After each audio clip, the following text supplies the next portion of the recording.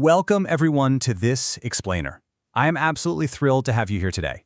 Get ready because we are about to completely decode the digital world you interact with every single day. We're diving into the foundations of modern advertising for students. If you've ever felt like your phone is literally listening to you, or if you've ever bought something and later wondered, wait, why did I actually buy that? You are in exactly the right place. We're going to peel back the layers of the internet to see exactly how brands communicate with you, how they learn about you, and ultimately, how they try to win your attention. It's going to be a pretty eye-opening journey, so let's get started. Okay, let's dive into this. Have you ever been casually scrolling through your feed, maybe right after talking to a friend about wanting a new pair of sneakers, and suddenly, bam, there's an ad for that exact specific shoe brand. And it doesn't just happen once. It follows you from your favorite social app over to a random blog, and then straight over to a video site. It feels like magic, or maybe kind of creepy, right? Well, actually, scratch that. There's absolutely no magic involved. It's just a highly structured digital strategy. What's happening on your screen in those moments is essentially a masterclass in modern advertising, designed specifically for your eyes at that exact millisecond. To understand exactly how that shoe brand is tracking you, we really need to look at our advertising basics.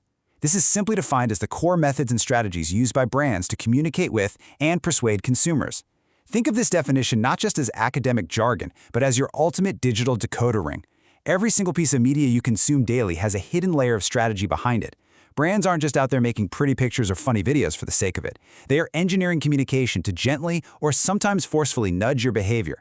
By understanding these basics, you literally gain the power to see the matrix of your media feeds. So, let's move into Section 1. What is advertising? Beyond the billboard. For a really long time, advertising was super simple to spot, you know?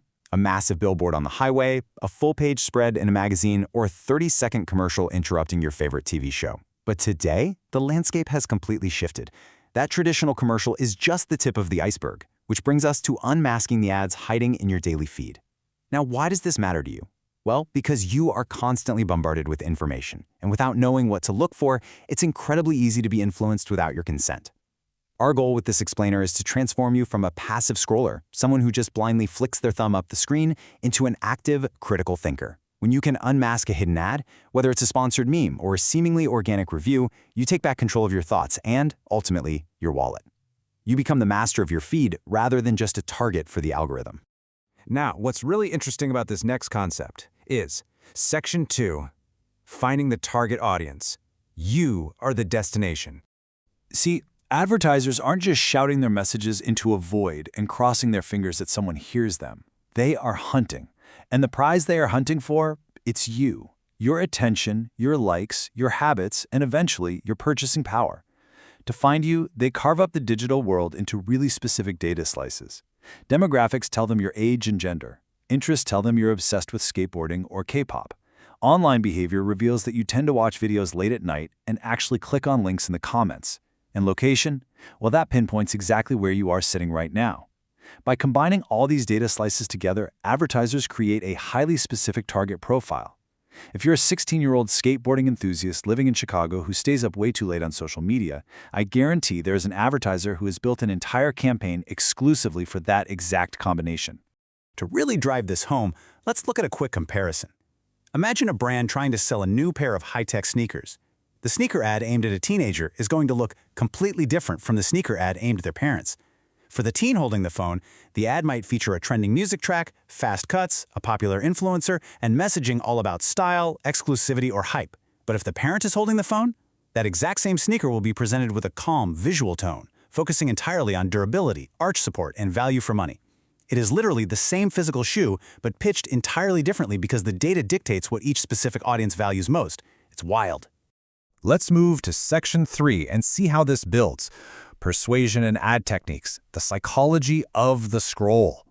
Finding you is only step 1. Once an ad actually lands on your screen, it has a fraction of a second to work its magic before your thumb just swipes right past it. This is where the true psychological tricks of the modern marketing trade come into play. Consider this your cheat sheet, the advertiser's step-by-step playbook to stop that scroll. Step 1, grab attention. They might use bright colors, a loud sound, or a totally shocking statement. They just need to stop your thumb. Step 2, create desire.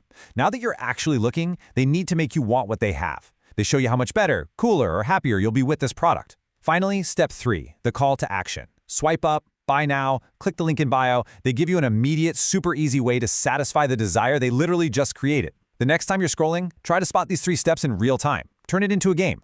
You'll be absolutely amazed at how rigidly almost every single ad follows this exact formula. Let's break down a few of those sneaky, persuasive tricks that make those steps work so well. First, we have emotional appeals, making you feel a deep sense of belonging, or honestly, just the fear of missing out. Then there are influencer placements. I'm sure we've all seen a vlogger randomly hold an energy drink directly in the center of the camera frame. Totally naturally, right? Because nothing says authentic morning routine like a perfectly well-lit, logo-facing beverage. We also see artificial scarcity. Think of those little countdown timers screaming, only 2 items left at this price. It absolutely forces you to panic buy. And of course, catchy visuals that just look so satisfying you physically can't look away. These tricks are specifically designed to blend seamlessly into your social feeds, so your brain doesn't even have a chance to put its guard up. Which leads us to Section 4, Becoming a Smart Consumer, Taking Back Your Digital Choices.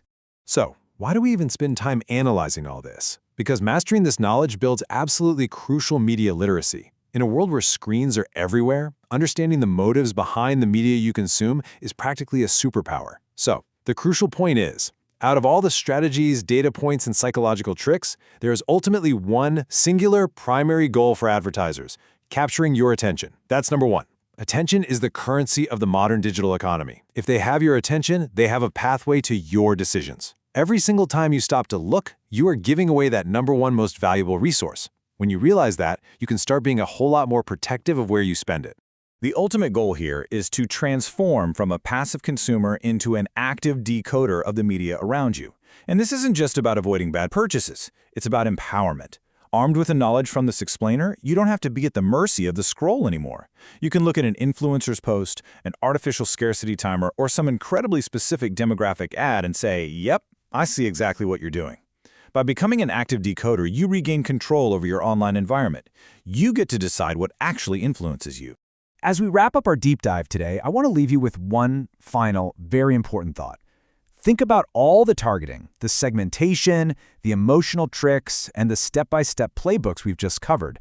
Next time you're online, casually scrolling through your feed, and you find yourself just about to tap that buy button, I want you to pause for just a single second and ask yourself, who really made that choice?